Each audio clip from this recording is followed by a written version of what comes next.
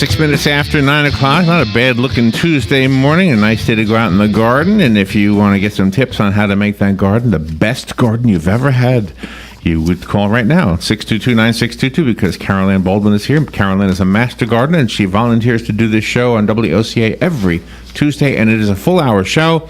So call in, let Carol Ann give you the nice long-form answer that you will really need. Sometimes the short-form answer is just... short. Yeah, you can get both. We can get... a yes or no sometimes works, but a lot of times, well, here's a little more in-depth. A qualified yes or something. Right, Yeah. right. Good morning. Good morning, Larry. How are you this morning? Good. How are you? Real good. Just everybody, thoughts and prayers to everybody out there in Texas. Do you know anybody out there? No, I don't. Not personally. I'm sure I have people on Facebook somewhere along the line that are, and prayers and best wishes for them, and that's a lot of water.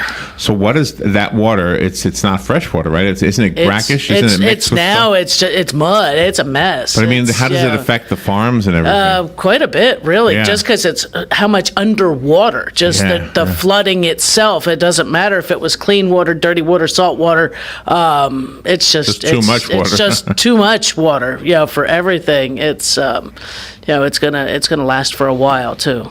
Yeah, I mean, the damage itself. I mean, we saw that with New Orleans after Katrina and that it just takes a long time. Like Galen said, you have a tornado run through, and once that's passed and the sky's clear, you come back through and you scoop up all the stuff and get rid of it. Right. Well, it's still raining, and they're expecting more, that even when it stops, it takes days for that water, if not weeks, for that to subside and to run downstream. Did you happen to hear the story about the fire ants? The fire ants that I've seen that before, or seen it, that was an amazing. That I think even back during Hugo, I think I had heard about that. They all kind of hung on to each other and made these little flotillas, fire ant rafts. Little flotillas and ants, and that they keep moving so that the ones on the bottom aren't necessarily drowning. Wow. Things like that. It's amazing. Nature is amazing, huh? It is. But so I mean, it's flooding all kinds of stuff up out of the grounds. It's displacing wildlife. It's done all kinds of things. And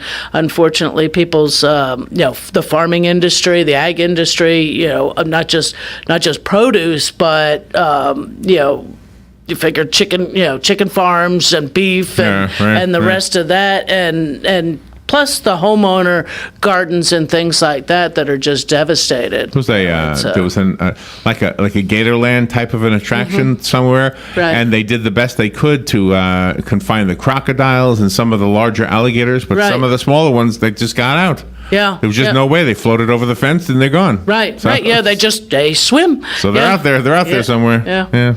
Well, and that's what happened here, after Andrew and things like that, that pet stores even on some of the, where they say some of the boa constrictor problem down in South Florida, down in the Everglades, is actually, they were escaped. They, a pet shop got inundated with water or broken into or whatever, and these creatures were inadvertently let loose, and so then you end up with an issue. So Robin was in the Garden State. Yeah, she was. Last week. Yeah. And she went to some gardens. Which was cool. Yeah, I saw some of her pictures, and looks like she had a wonderful time. Yeah. Do you? Is there a story behind the name, the Garden State? Do you know? It was just the amount of gardens, and I think they did at one time, or a lot of agriculture. Actually, it's a state with quite a bit of agriculture, and so they have their famous Jersey tomatoes. We have our Zellwood corn. Oh my gosh! Vidalia, Georgia has the onions. All kinds of different things. There was a story yesterday. Can I read this real quick? I'm not going to read it. I'm just going to tell you what's on the list. These are 11 Italian food staples that combat cancer and heart disease. And I'll just tell you this, the tomato is number one. Right. And they don't mean like tomato extract. They don't want you to buy a pill. They mean the whole tomato. Right. And actually tomatoes, and it was funny, it's one of those weird little things, really not garden related, but they say tomato paste, tomato sauce is actually even better. Fully concentrated down. Why? Because it's just got more into that smaller serving. So actually that little packet of ketchup, is actually besides the salt and the sugar and stuff that they add to it. If you're making a homemade ketchup or a homemade tomato sauce, you are condensing all that good stuff down, and that cooking it, so long as you don't overheat it and things like that, actually brings those health benefits out of the tomato. So the other things on the Italian menu that are good for you, and I'll just read them without the explanation: red wine, which I guess you wouldn't the grapes, garlic, figs, eggplant, white beans, and leafy greens, and they put fish on here, which wouldn't apply to the garden. Right. And farro. I don't know what farro is. Farro. Do you know what that is? Not real sure either. It says it's a grain. Okay. Never heard of it before. So just one of those, probably one of those ancient. Go to the Italian restaurant. Give me a bowl of farro. Farro, a little farro with butter. I don't know.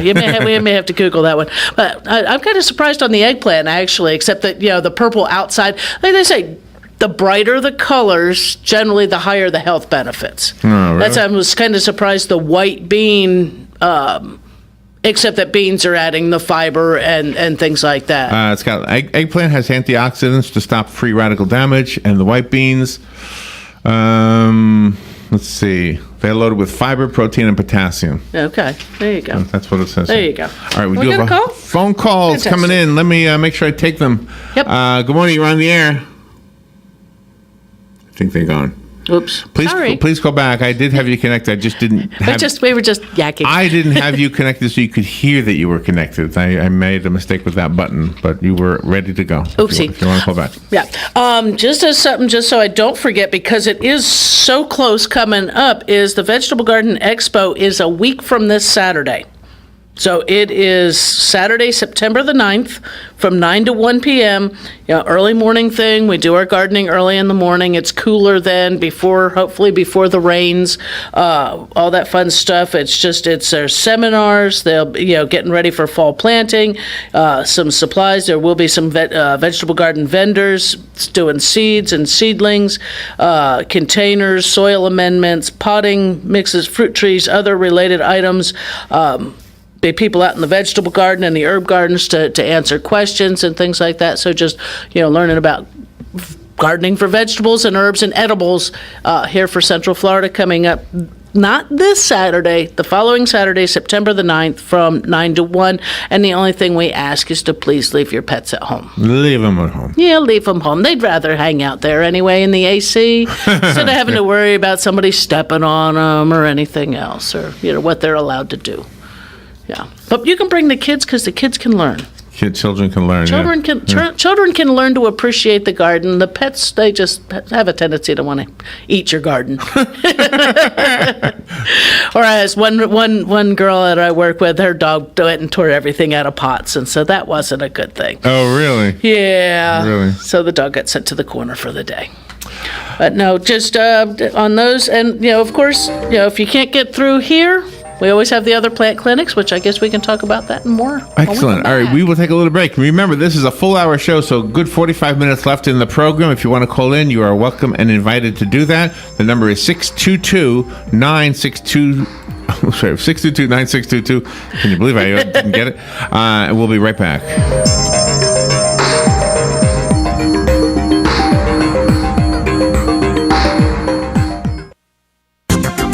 The weather is brought to you by myfwc.com. Safe boating is no accident. On this Tuesday, times of clouds and sun with a couple of thunderstorms in the area. The high 86 the coast to 92 inland. Partly cloudy Tuesday night. There can be a shower along the coast early.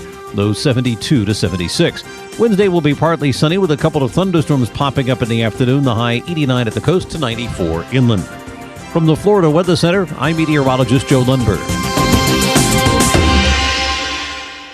Ocala Eye is the largest, most experienced eye care center in North Central Florida. Beginning September 5th at 10:30, Zora Harrison and Adam Tenza will be our guests, bringing us up to date on the latest optical and other innovations in the industry. For over 40 years, Ocala Eye has provided comprehensive medical and surgical eye care. But that's just the beginning. Just wait until you hear all of the exciting things coming our way. So be sure to listen Tuesday at 10:30 with Ocala Eye, helping you live life to the fullest. The weather is brought to you by myfwc.com. Safe boating is no accident. On this Tuesday, times of clouds and sun with a couple of thunderstorms in the area. A high 86 the coast to 92 inland. Partly cloudy Tuesday night. There can be a shower along the coast early. Lows 72 to 76. Wednesday will be partly sunny with a couple of thunderstorms popping up in the afternoon. The high 89 at the coast to 94 inland. From the Florida Weather Center, I'm meteorologist Joe Lundberg.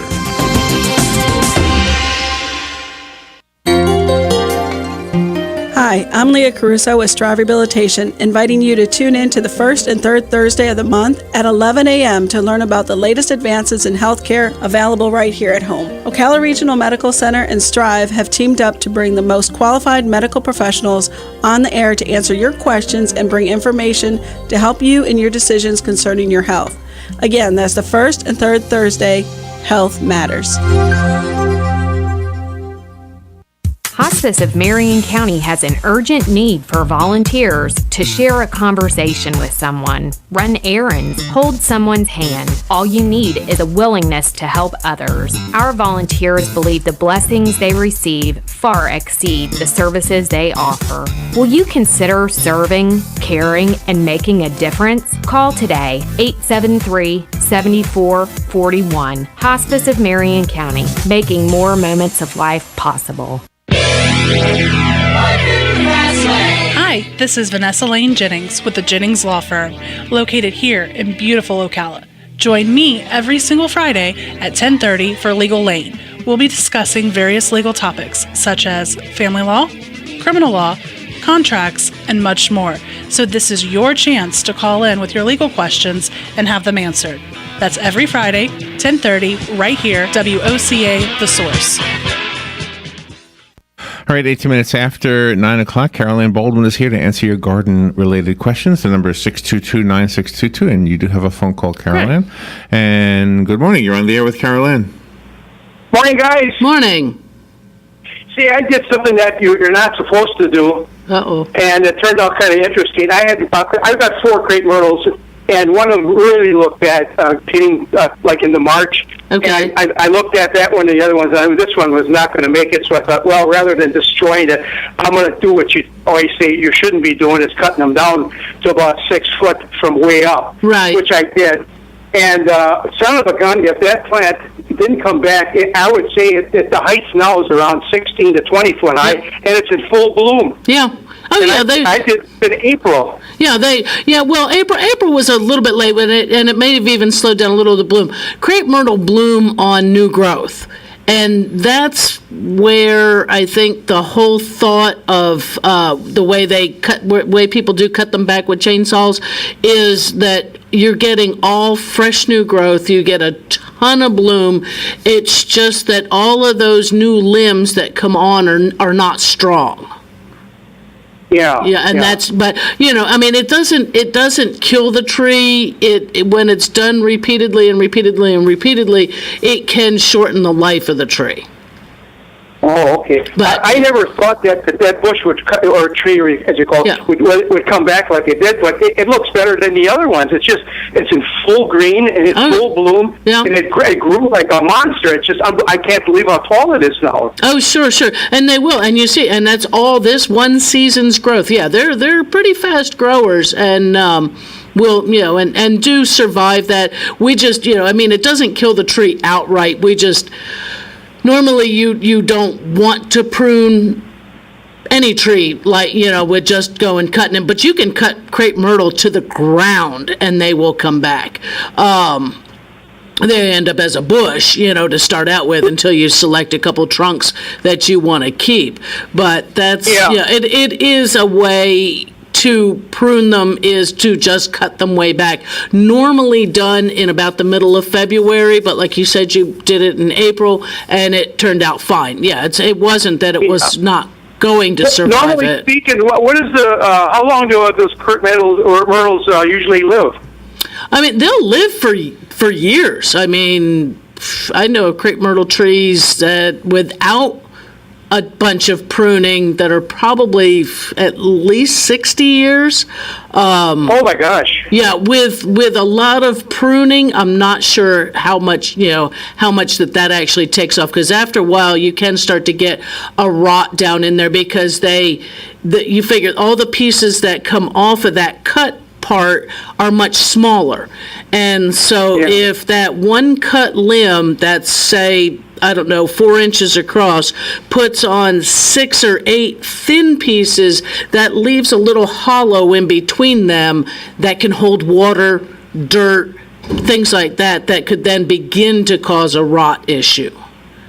Yeah. And so what that's, you're saying is we shouldn't trim those trees down, just leave them as they are, huh? If you can leave them as they are, I mean, in some areas, I think we're about the only state that does that really drastic pruning on a regular basis. There are some people who will take and prune the small things off in the spring and encourage some new growth. But usually, if you've planted a really big tree form one that's going to go 20 feet or so too close to your house, just cutting it back every year is not really the answer. It should have been the smaller tree or moved further away from the home. Yeah, one of the problems with they get the big, beautiful bloom, and it's heavy, and the limbs lead way back down. Right, right. Is it all right to slip those that are close to the ground or like in your way when you're cutting your lawn? Oh, sure. You can cut those off, and any of the water sprouts on the bottom to prune it up into something that into the shape you like.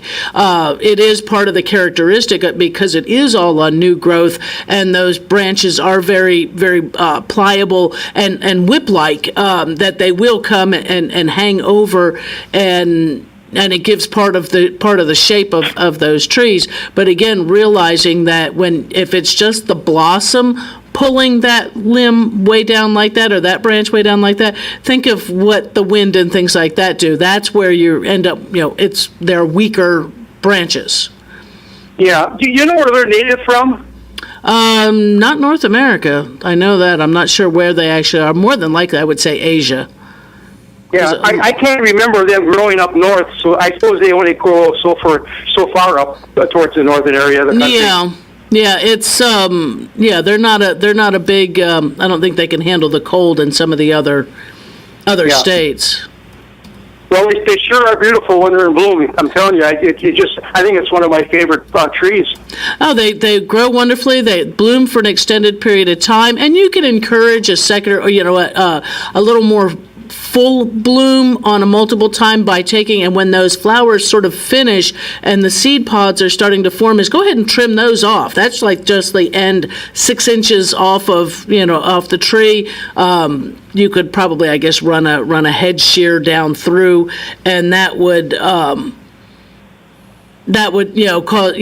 encourage more new growth again and more flowering. But they will flower anywhere from I say June, May, end of April, May, all the way through about October, September, maybe early October.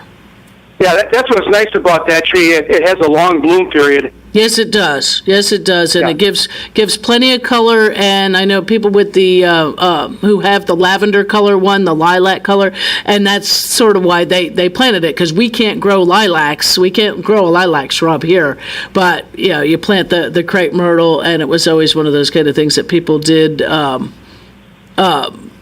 replace that lilac. Right. Okay, well, thank you very much. You're welcome. Thank you for the call. The phone lines are open now. If you want to call in, the number is 622-9622. I've always said this, that I think the crepe myrtle is kind of Ocala's signature tree. It is. We have it planted all over the place, and it is what they just brought it up on the UF IFAS site. They do call it the lilac of the South. Tough, adaptable, and showy. Blooms are large and long-lasting. Up to 100 days. I was trying to find out where they actually were native from. And they said consequences of severe pruning, homeowners and landscape professionals prune crepe myrtles too severely. And and again, it's that whole profuse growth at the site of the pruning, just at those branches are weak. So it's just we try not to do it. But what Sonny did wasn't wrong. I mean, it was the tree was struggling, was having some difficulty, and so he gave it a severe pruning, and it came back. And if you're not doing that all the time, it's going to be all right. It seems like it's a sculptable kind of a tree, though, doesn't it? A little bit, yes. You can take, if you have one, say a small one, say one that maybe was cut all the way to the ground, or you want to start over with one. You can do multi-trunks or single trunks, or depending on the height of some, they could be a shrub, a very large shrub. There are some as low as 18 inches. They're going to be a little pricey and a little more hard to find. You're going to be probably ordering those online and paying probably top dollar, but there are some that only get about 18 inches, which would make a beautiful plant in a container, kind of thing on your front walkway. Long blooming, and the bark, once they become a mature tree, they have a bark that we call exfoliating. It peels off, and leaving a smooth under that is many times in shades of like a creamy white and the red colors under there, and it's really the bark itself is attractive. So even when the leaves are gone throughout the wintertime, they still have somewhat of some attraction, and like you say, a little bit sculptable, that you're getting some nice look to it even without the leaves. I'm looking to see if we have a prize, because we're getting close to the bottom here. Oh, yes, we I think so. We probably have a Bob one. Probably, I'm sure we do. Just don't see one sitting there. Who knows? But yeah, that's one of the plants, and it is sort of a trademark into this area because it is easy to grow, because it is fairly low maintenance. I have seen some that are getting some sooty mold right now. They may have a little whitefly or a little aphid, but we're just about into September. You could spray if you wanted to, but things with flowers on them, you really don't want to spray unless you're going to use something really mild, maybe the mild dish soap in water. Just sort of hose the tree down, do it in the morning. Maybe it'll rain in the afternoon, wash some of that off of there. It'll take that sooty mold off. The soap will knock out the soft-bodied insects that could be feeding on it. Just realize, too, you don't need to go overboard on that right now, because in another couple months they're going to lose all their leaves anyhow. And, we'll just clean up all of that after they do, and that way you'll help to stop some of those pest or disease issues from coming back onto them. As with any tree, if you have a disease or a pest issue, landscape hygiene, just cleaning all of that up, after the fact, after spraying, after the fall leaf drop and things like that, will help to prevent those issues later on. And fall and wintertime treatments against some of those insect pests that are overwintering. I know we don't think about winter when it's August right now, but those are things to think about as we get further on into the season, that it won't be long that we will be talking about wintertime. Yeah. Well, September starts Friday. Starts Friday. We have Labor Day weekend coming up in another week. We are up against the break, so let's take that break. If you're trying to call in, I see the phone ringing, and we just up against the break. If I try to squeeze in a call right now, I don't think you'd have time to answer it. So we'll take the break, take the call after the break, and we'll be right back.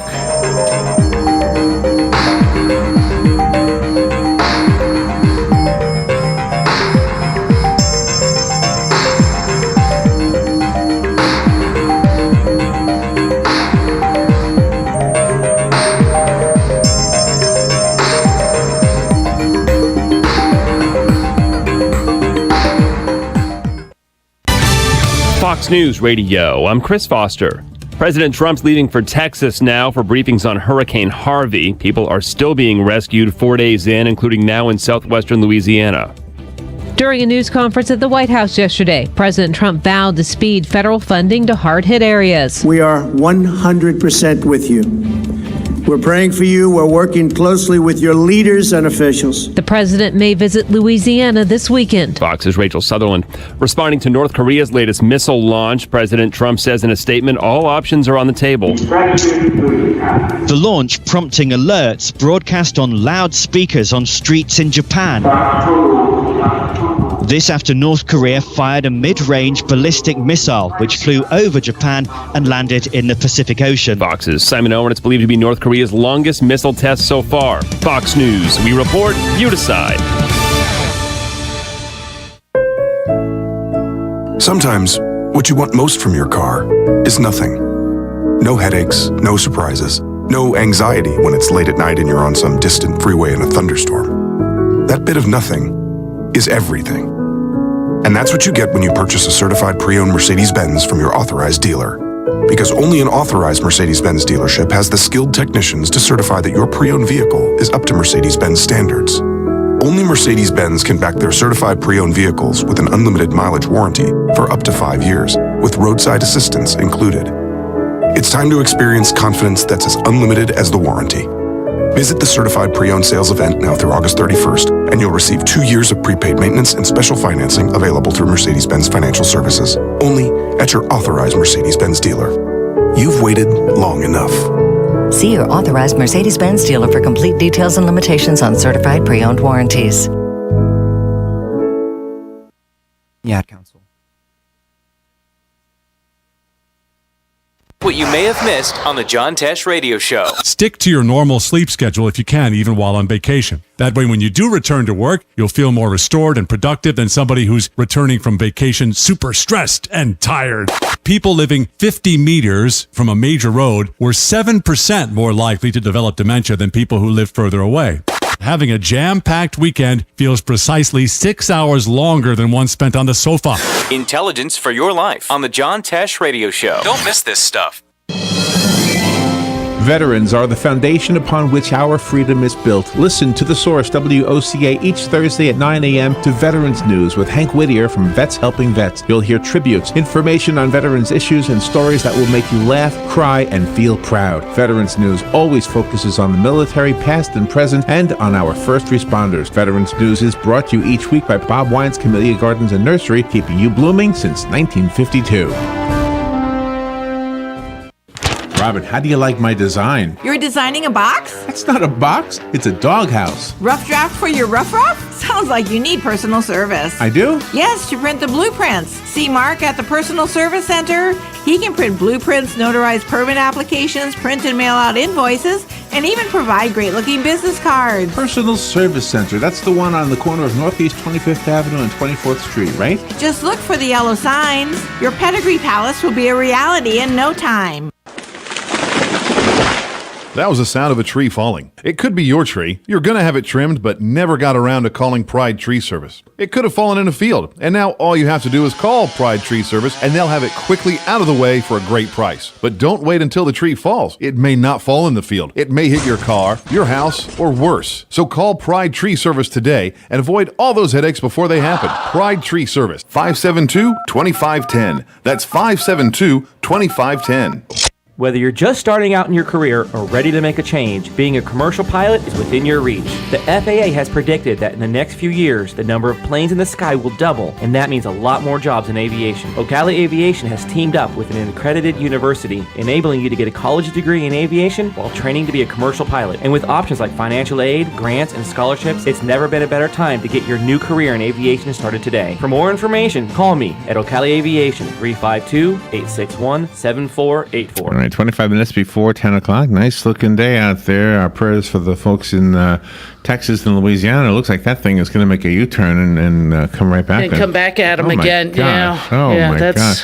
You were just telling me that Hurricane Carol could never be again. Yeah, they said, that Hurricane Carol was quite destructive. 1954, you said? 1954. And now, because I had heard that before at the beginning of hurricane season, they sort of give you some of those hurricane facts stuff. Yeah. And I had heard that Hurricane Carol had been retired, but I never really looked it up why. And it was one that hit. Well, I guess somehow I did know it was up in the Northeast. It hit the Northeast, though. It hit the Northeast and was quite devastating. But then said something about that it was retired and then brought back, and now I'm going to have to find out why. Why was it brought back? And then retired again. So.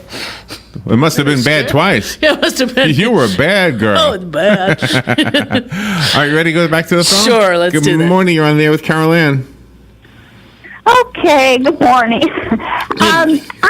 I'm losing my Centipede lawn. Okay. In March, the end of March, we used to have a lawn service that was, I guess they went out of business because I couldn't reach them by phone and they didn't come anymore, but that was fine. Okay. So then I hired another lawn service that is very well known at the end of the March. And I had a few weeds popping up and a little patch of crabgrass. Well, now it's deteriorated month after month, and I have almost nothing but weeds, and I've lost about half of my very large back lawn. And I keep hearing excuses, but anyhow, I'm wondering if perhaps off of the Air Carolina you could recommend a good lawn service. I may have to have it replanted. I was going to say, I really don't know of any lawn services because I don't use one. My recommendation is usually just to, ask your neighbors. With a centipede lawn, centipede grass doesn't need much care. For one, no, it doesn't. It doesn't. It does not like fertilizer. The biggest thing is trying to do weeds, because some of the things that you could use on like a St. Augustine lawn, you can't use on a centipede lawn. And we've had centipede for many years, and we lost our lawn to a fungus several years ago, and we have another one. And my husband and I are in our 80s, so we hope to get somebody else to take care of it. Right. Yep. And it's just so disheartening to see this beautiful lawn that it was in March. It doesn't get enough water, gets too much water, doesn't get enough sun, one thing and another. And I think a lot of it is that they haven't taken into account that we have centipede. I don't know. Like I say, it's a very well-known lawn service. But, right. Yeah, and I think because centipede, not too many people have centipede lawns, and I don't know anybody else that does, so I can't ask who's taking care of your lawn. Right. And it might even be just one of those. I'm not real sure. Unless you did call a few people and say, "Hey, listen, do you all service centipede?" That it's not traded like a St. Augustine. It's not even traded like a zoysia or a bahia lawn. It's really a very low fertility type grass. It's a short grass. It doesn't have, as far as I know, a whole lot of problems.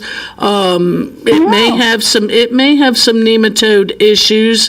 I'm not real sure. Okay, let me ask you this. I'm just sure we've had nematodes at one time. That they sent in a test for a test, and it took a long time because it was spring and everybody was sending in for right. But they got it back. It was nematodes, and they cured it. Well, this lawn service says you can't get rid of nematodes. No, you can't. So they're not even bothering. Yeah, you can't get rid of nematodes. Not now. Now, 25 years ago, 30 years ago, you could, but that took fumigation, and it's not. The products aren't on the market anymore. Yeah. It's not a prescribed practice. I don't even think they can treat for them.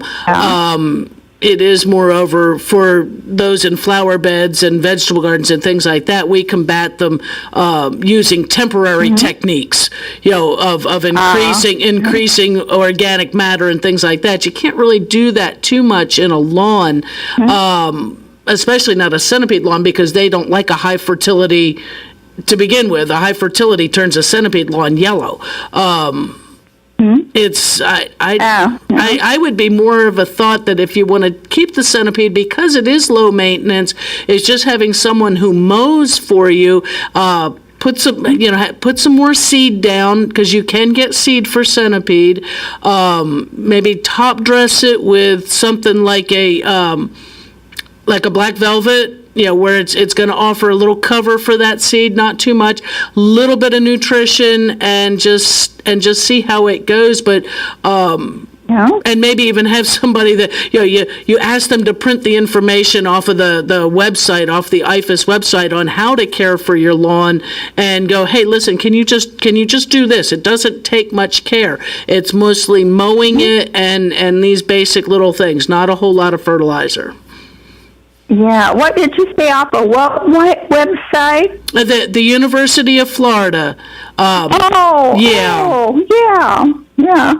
That may be the best way, is just to actually get someone who's willing to pay attention to that. I mean, and it might even be the small landscape company that does some mowing and trimming, that there might be, somebody in there that would be willing to go, oh, hey, listen, I can pay attention to that. These folks are going to, use me for service.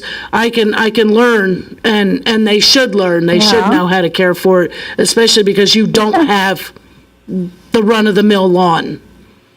Yeah. Okay, well, thank you very much. You're welcome, hon. Good luck with that. Thanks. Bye. Bye-bye now.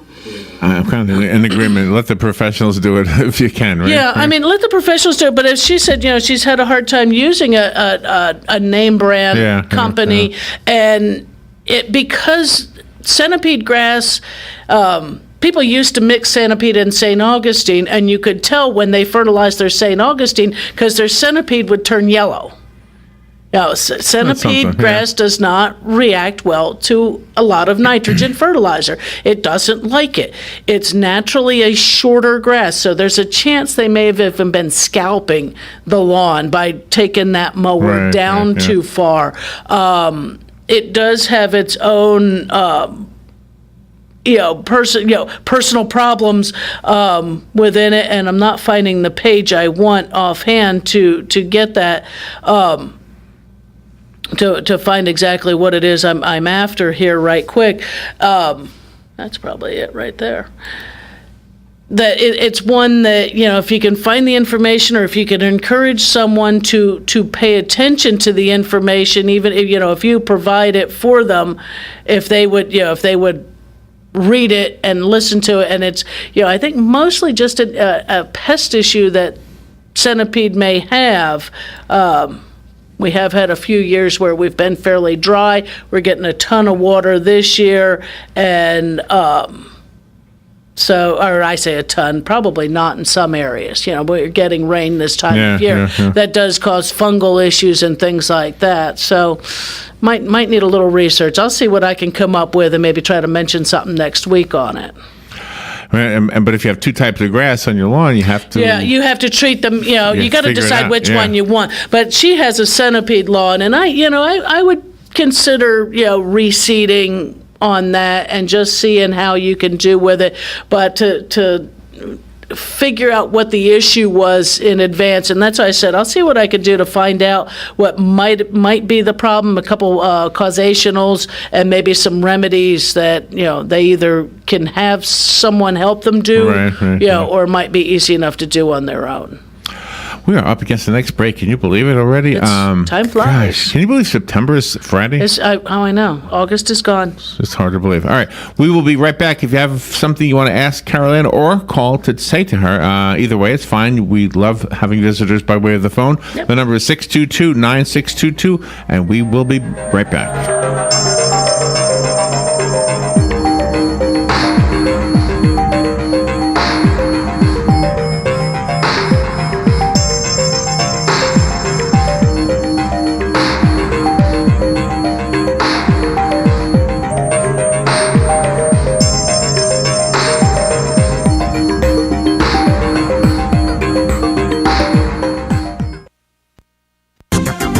The weather is brought to you by myfwc.com. Safe boating is no accident. On this Tuesday, times of clouds and sun with a couple of thunderstorms in the area. A high 86 the coast to 92 inland. Partly cloudy Tuesday night. There can be a shower along the coast early. Lows 72 to 76. Wednesday will be partly sunny with a couple of thunderstorms popping up in the afternoon. The high 89 at the coast to 94 inland. From the Florida Weather Center, I'm meteorologist Joe Lundberg. If you find an animal or a bird that needs help, call Animas Foundation at 352-843-6379. They will come and get the animal if you can't take it to them. High school students and those with court-ordered community service can earn required hours in this rewarding environment. And veterans who share a bond with animals and parrots who have been through mental or physical trauma are especially welcomed. Families, clubs, and tourists can arrange for tours of Animas without driving for hours or miles. Consider volunteering. Animas needs you. Career Source Citrus Levy Marion brings together business and community partners, economic development leaders, and educational providers to connect employers with qualified, skilled talent and job seekers with employment and career development opportunities. Tune in the third Wednesday of each month at 9:30 a.m. to Career Source Citrus Levy Marion and learn how they can help you. Cookies, cookies, cookies, cookies. We go cookie eating cookies. When you want something special and fun for any occasion, get cookies. King Cookie in the Paddock Mall in Ocala will make a delicious, fun-filled delight just for you. So next time you're in the mall, stop by King Cookie or call 352-237-2557. KingCookieOcala.com. Customized cookies, cakes, and more. King Cookie. Eating cookies. We're so happy eating cookies. Cookies!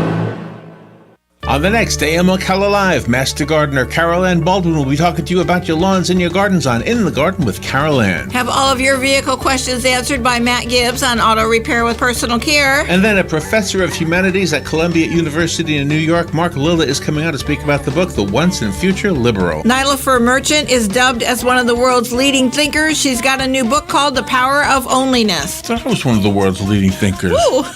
All of that plus Fun with Joe on the next AM Ocala Live.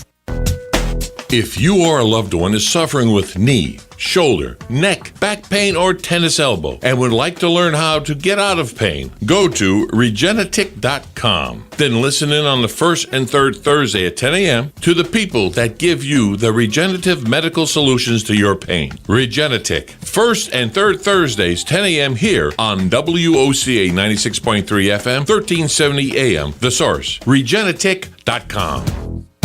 Right, 12 minutes before 10 o'clock, Carol Ann Baldwin is here, and the show's called In the Garden with Carol Ann. We had a text message on Facebook for you. Please ask Carol Ann the following question. We relocated our swimming pool, which was an above-ground swimming pool. Okay. How do we quickly revive the grass that is now yellow and brown that's on the old location? So it had moved to... This was just like a temporary swimming pool. It sounds like, set up the kiddie pool or something like that, or the pool temporarily.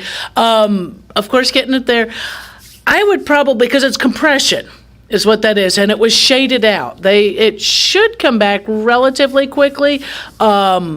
Yeah, I mean, you could just go ahead if you're one to fertilize the lawn. They got a circle, in other words, right? Yeah, they've got this big flattened circle with yellow grass growing in it. Oh no! A little bit of just a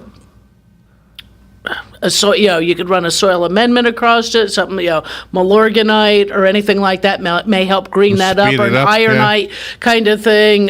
Super Iron Plus, something to bring a little iron back into that grass because. Excuse me, it was shaded out, plus compacted. You might rake it up a little bit. Just mow it like you would the rest of the turf. We're coming into the time of year that you could fertilize the lawn. Pay attention when you're going to fertilize. Take a look at the Weather Channel and weather apps. Who'd have thunk 30 years ago that we'd count on these things to do things. Yeah. But, you want to fertilize when it's not going to rain for a couple of days. So to give the chance for that to be utilized by the turf before it gets washed away. But the ironites, the Milorganites, the Super Iron Plus, you're not going to get a runoff issue if you use those to put something like that down. Usually they'll take that up rather quickly, and it's not going to burn. So you don't have to water them in right away. Just throw those, something like that. One or the other, pick one. I would probably pick the Super Iron Plus if it were my choice. And something like the Black Velvet or something to where, just a thin top dress. We're talking 1/8 inch. just a little bit raked into those areas. There's a follow-up message says that we're holding a wedding this weekend. Oh, so is it gonna? Can they do something that quick? I don't think you can do something that quick. Oh my gosh! No, okay. I mean if it's just been compacted, I would just see if you can rake it up. Kind of thing. Just I don't. Nobody's gonna care. Don't worry about it. Put the table. Put the table on top of that with the cake and creative way of handling it. All right, we do have a phone call as well. Good morning. Thank you for calling. You're on there with Carol Ann. Good morning. Good morning. This is Gareth, and I'm calling because I left a message for Carol Ann on her message, but she didn't get it, I don't think. About I have a mulberry tree that last year it just produced profusely the berries that I have. I planted it for my parrots and wild birds. Well, my next door neighbor noticed that the leaves are turning lacy, and we are just inundated with this air potato all around us in the woods. Right. And now my mulberry tree looks like an air potato tree. Okay. And, I do see it now. That your message there. I'm not sure if they will. I know they'll go after sweet potatoes because, again, it's within that same family. But the mulberry, I don't know. I mean, I'd actually have to look that one. I'd have to look that one up. All right. Yeah. The main thing I was wondering was, is it going to injure the tree? It probably isn't going to bear fruit. And I'm not sure that it would this year anyway, with all the rain we've had. And if you had such a prolific harvest last year, it might have been a little less, but I would think it would still have produced some. Well, it could have up high, and I just can't see them. Yeah, that's true. I can get the ones around my height. Yeah. The wild birds and squirrels get the rest. Sure. And like you say, if they produced up a little higher, they may not have. But you say that the whole tree is getting real lacy. Well, it's especially low right now. That the leaves are just lacy. They're really pretty almost. Right. But I don't want to lose that. It's just like, in fact, you could hold an air potato vine up there, and they look about the same. So okay. So I imagine that's not too good. Probably the same critter that's getting it. It's possible. Do you have air potato in that general area? Yes, I've got some probably 15 feet from there. It's everywhere. Yeah, I try so hard to pull them up. I know. Have you seen the little beetle? They're bright red. Yes, I have. On the tree. And no, I haven't seen them on the tree. No, but I've seen them on the air potatoes. Not many. Right. You don't see them really. You have to really look for them. No, it doesn't seem to take too many to be able to do the damage to the air potato. It doesn't take too much. Right. Too many beetles to cause the lacy effect. That's what I'm trying to say. Right. Well, it's amazing. I noticed them about 3 years ago, so that must have been when they started putting them out. Yes. And I was thrilled because we had such a problem with the air potato. But I know. And I'm not complaining. Believe me, anything to get rid of the air potatoes. I know. But nobody wants to lose, a tree on that. Actually, Kathy Snyder, I think she has some mulberry trees, I believe, as well. And so if you have them, do you have the air potato beetles on them? Let's find out. I'm trying to bring it up, and I'm not getting anything right now on it. I'm trying to find out something on it, but it's not giving me what I want. So maybe if she has them, I'll maybe try we to can find contact out. Kathy and see how hers are doing. Yeah. She probably doesn't have the air potato, but. Oh, who knows? If you got a fence line somewhere, you may have some. I will say that I had some sweet potato vine that I can't seem to get rid of, and they haven't touched that yet. It could be it's going to get there eventually, but it's up close to the house, so maybe that's why. Right, it could be, and it usually the petite air potato beetle will eat them as well, because I know somebody was complaining to me one time, say, well, that's one of the downfalls is that it's within that same, it's a similar same family, so. It's good. Right. One of those fun things. Okay. Well, if I find a beetle, I'll go put it on there. And see if they'll eat it. Yeah, I'll see, and I'll report back. All right. Sounds good. All right. Well, thank you so much. Thank you. And if you get a chance, try to ID that flower for me, because it is a very invasive plant, whatever it is, on the message. Oh, okay, yeah. And I don't know what it is, but it's beautiful. But it's really spreads. Okay, thank you so much. You're welcome. You're welcome. Bye. Bye now. Thank you for the call. Bye, everyone. Actually, looks like a claridendron actually on that one. Which they are. And where is it on the Facebook page? No, it's actually on my Messenger. Oh, okay. Yeah. That's why we didn't see it. That's what, right. Okay. And while you're doing that, real quickly, I'd like to point out, for those who don't know, Carolyn has set up a Facebook page called In the Garden. It is by request. You have to ask to be invited, and just kind of invite yourself, and Carolyn will say, yeah, baby, come on in. The water's fine. Water's fine. Just don't sell pool noodles or sunglasses. Don't sell anything. Yeah. Yeah, and I'll tell you, I mean, if you ask first, and things like that, if you have some kind of thing, it might be possible, but it's moreover to trying to show folks neat things in your garden or ask a question. Well, it's a very visual topic, and that's why gardening. A radio show is awesome. Having a website that you can use in conjunction with it. Yeah, I think that's a nice thing. And Kathy does have a couple pictures that she did just post up here. We got 'tis the season. She's got snowflakes on there. We got mealybugs going. Is that what that is? Yeah. Oh my gosh. And then the camellia leaf. It is kind of strange. One leaf. I'm wondering if that's actually. That makes it tough to this one. I can't play with the pictures as much on this laptop. Looks like a deficiency, but it's one leaf, and it's not symmetrical. It looks like when you put bleach in the laundry and you're not supposed and to. You're not supposed, or you slosh it with. Yeah, you don't wear dark clothes when you're putting the bleach in the laundry. But yeah, so we'll figure out some of those. Find out why.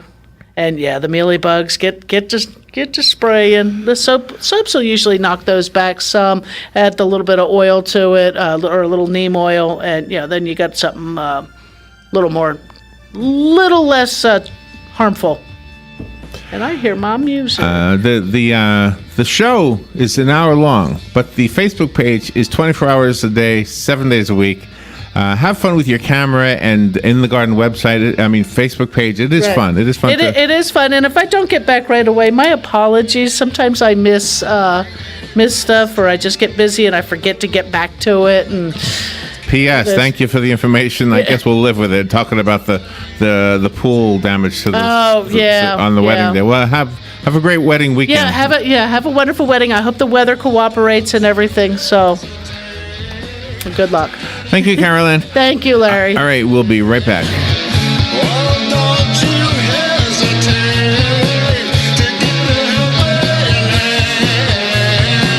Broadcasting from the Paddock Mall Studios, this is WOCA, Ocala, Gainesville, The Villages, 1370 AM, 96.3 FM, The Source. Fox News Radio, I'm Chris Foster. Rain keeps falling and the water keeps rising in and around Houston, Texas, where Fox's Evan Brown reports. Rescues are resuming. It's hard to do them at night. It puts the boat crews at risk. Evacuations are also underway again. Emergency evacuations were called last night for a number of West Houston neighborhoods near the Addicks Reservoir. To the south, Fort Bend County, evacuations were mandated in short order last night due to the rapid rise of the Brazos River, which won't crest for a few days yet. Thousands of people are in shelters. There's a big one